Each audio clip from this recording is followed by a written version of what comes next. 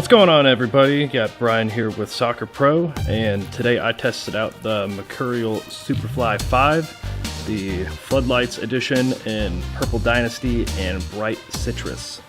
As some of you already know, the Superfly silo started in 2009. Over the last 7 years, the Mercurial Superfly silo has evolved with one thing in mind, and that is speed. With the Superfly 4, Nike said that they revolutionized speed. But with the Superfly 5, they've now claimed that they have reinvented speed. Nike needed to figure out how to accomplish the singular goal of unleashing a player's full speed potential.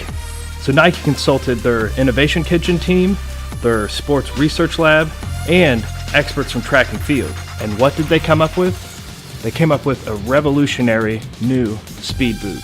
And so what makes this boot truly revolutionary? Nike used their powers of math and science by leveraging what's known as virtual finite element analysis, or FEA testing. And this FEA testing played a huge part in how they decided to design this boot. For instance, they were able to determine which traction pattern worked best for the speed-focused player.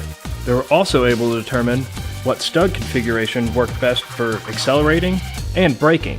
Nike also worked with physiotherapists, and that work allowed them to determine that a new anatomical sole plate would map the natural contours of the foot. And this would also help reduce pressure point irritations, as well as helping to maximize energy return during high-speed play. Due to a vacuum forming process that Nike utilized, the sole plate is now 40% lighter than the carbon fiber plate that it replaces.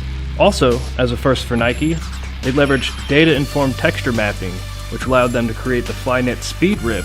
So Nike was able to determine that speed-oriented players tend to dribble with the lateral side as they sprint, and then they switched to the instep of the medial side for shooting, and so they adjusted the speed ribs accordingly to where the base thickness is 1 millimeter, and then that increases to 2.5 millimeters in the forefoot. My initial impression of the Superfly 5 was that the anatomical sole plate made it very comfortable and unique from what I was used to.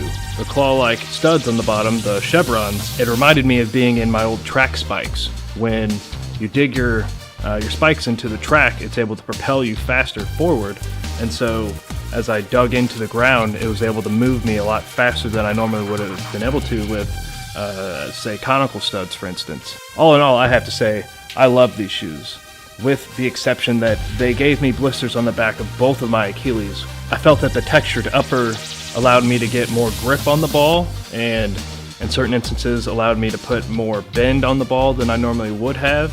I think Nike knocked it out of the park with the chevron configuration on the bottom of the sole plate, because it reminded me exactly of what it was like to wear my track spikes. So if you're a fast player who likes a barefoot feel, this is your boot. You know, I'd have to agree with Nike's designers in that he said it's lighter, stronger, backed by science, and built to work with the foot for speed in all conditions.